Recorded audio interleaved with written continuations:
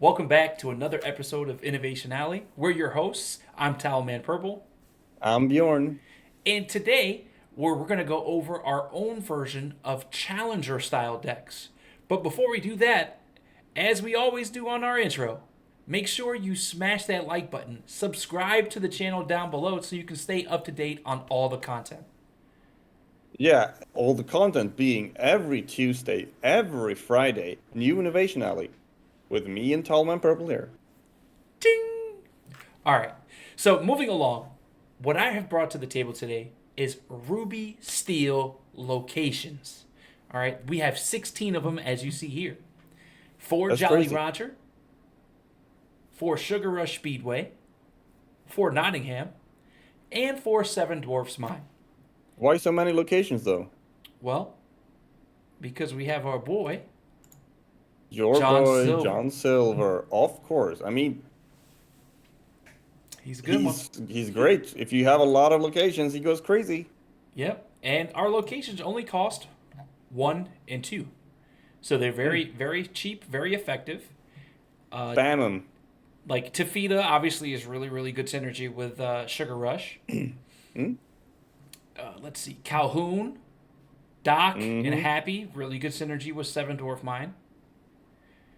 There's just so many different intricate things that you can do here. Challenging, we have Shere Khan. So we'll just start from the top, Yep. right? For Captain Yeah. Hook. That's some pirate synergy there for the Jolly Roger, right? Yeah. Then you have for Happy, synergy for the Seven Dwarf Mine. Also Oh has yeah. evasive, right? So you So, have yeah. Challenger, evasive. Yeah, it's crazy how he costs one, but he takes out Diablo. Like that's just crazy to me. I love it. It's great. Yeah. Yep. Then we have this big pest in a card called Calhoun. Straight Oh from the new yeah. set. Resist 1, 2 cost 3 2. It is a baby Robin Hood. Yep. Alright, whenever you challenge and banish a character, you gain 2 lore. It's amazing. Yeah, this is my favorite steel card in the new set, for sure. Oh, yes, most definitely. I agree. Then we have 4 Doc. Hmm. Alright, so not only is this synergy for the Seven Dwarf Mine, but when you're running low on resources, it allows you to Yep. discard your hand, if there is any hand to discard, and draw 2 cards. Yeah, he's Absolutely great. beautiful. Can't We complain. love Doc on this channel. We love him. Yep. Then we have Smee as a 2 drop. Hmm. Probably one of the best static characters. 2 cost 3 3, Yup. quest for 2. Insane. Also a Crazy. pirate, so it synergizes with Jolly Roger. And you just can't go wrong. Then a 3 cost card that people just have never really gotten the opportunity to play and do well Mm. with it. Shere Khan. People love the card, but we haven't been able to make a deck around it and do exceptionally well with it. Whenever Yeah, you but want, you think it can work here, huh? I do. I think the fact that it says whenever one of your characters challenge, you gain a lore, right? Because I think in this deck, for the most part, we're going to be good and happy to challenge. Because Yeah. number one, between the synergizing of Happy and Doc and Seven Dwarf Mine, or any of the other characters for that matter, whether it's 1 or 2 damage or pinging, you also want to be able to challenge into the character to finish them off. So Shere Khan triggering. Imagine the Shere Khan's out and then you play Goofy. Yeah. So now you're just netting 3 lore on a challenge. Right? I So mean, there's that's just pretty good. yeah, it works out pretty well. Then Tuk Tuk, Yep. another answer for our Diablos. Yeah, and also he's very great together with all the locations you're having, right? Yep, because now you get to move any of the other characters you have on the board. You pick one, move it to one of these locations, and they get a buff on their attack stat of +2. That's awesome. So it makes it a little bit easier to get rid of some of those pesky threats that your opponent has. Then, Right? And the bomb of the deck, of course, John Silver, John Silver. the location boy himself. Yep. 3 for 3. He naturally quests for 1, and then gets an additional lore pip and resist +1 for each location you have on the field. So, yes, that stacks. 3 locations That means he gets stacks. +3 lore pips and resist +3. Insane. Yeah, Absolutely he love does it. work. Pete. Pete, Pete is our way to protect ourselves from opposing Be Prepareds. Because Be That Prepareds can be can be a pesky. problem. Yeah. Yeah, So you don't between want your board to be cleared, so you put down a Pete if you feel it coming.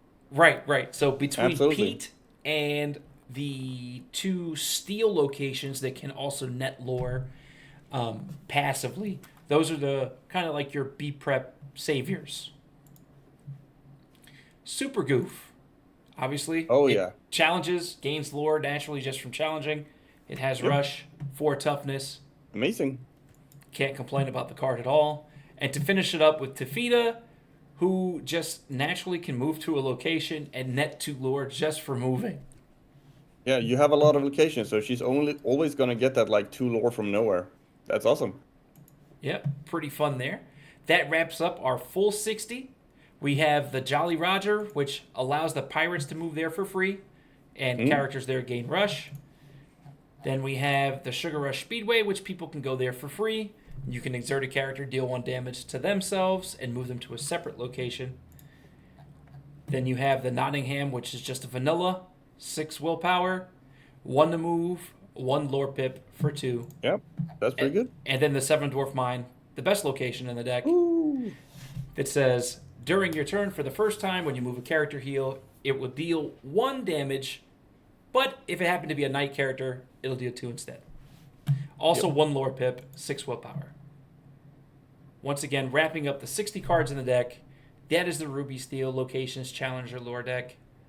Bjorn, we're going to take it over to you. What do you have here for us? And tell us all about Yeah. it. Well, it's a little bit of a different approach.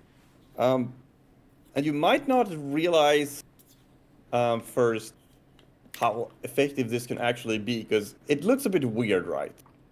I even think this list looks weird when I look back at it. I'm like, what did I even do here?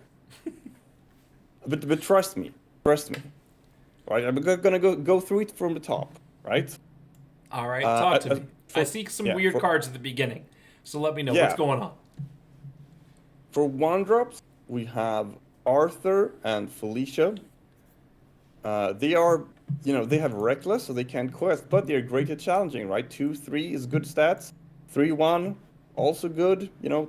Tyler can't take out Daisy, but other than that, takes out most things early. Go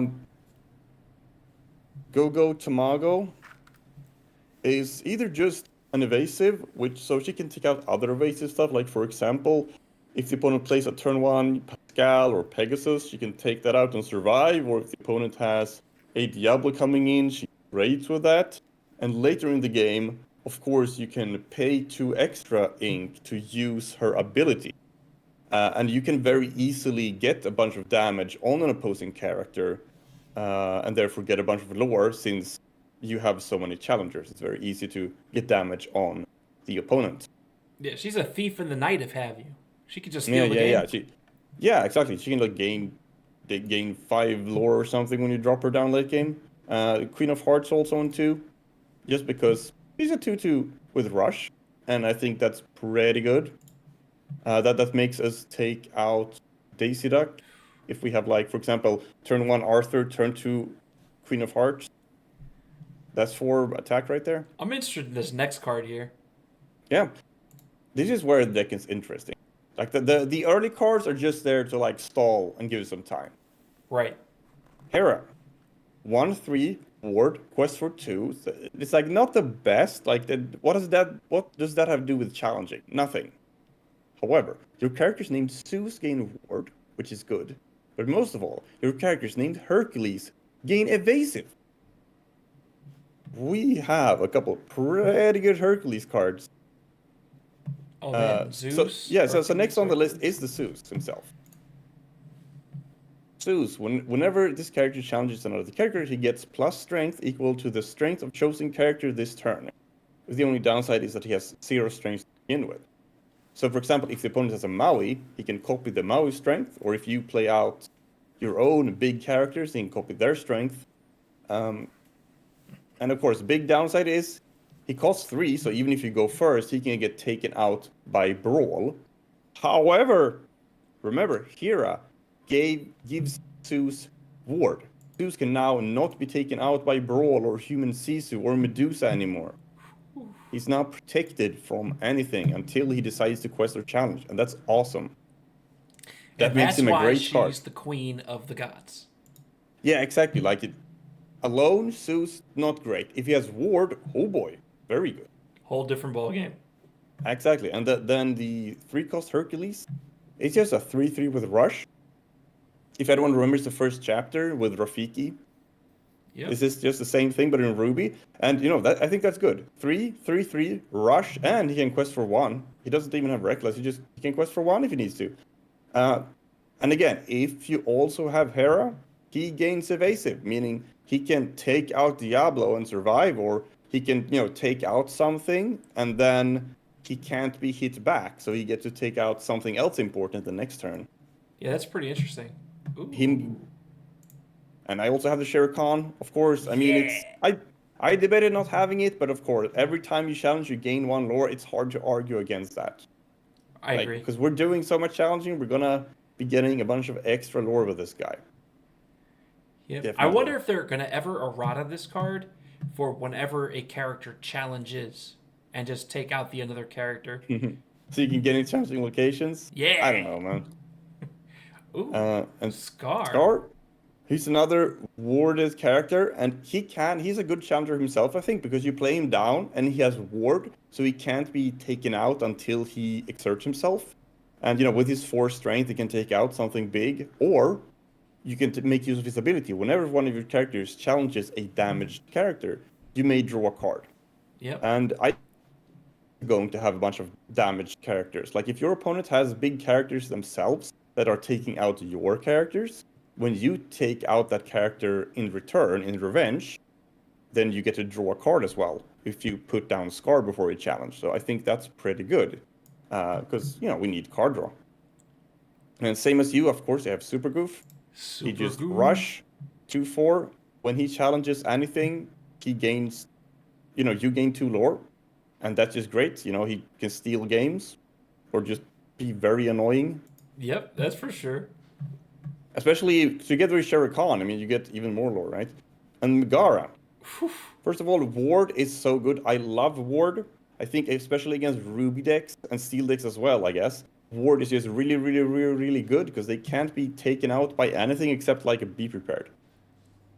So it's very, let's say you have 18 lore and your opponent has like a million, Medusas and whatever in hand.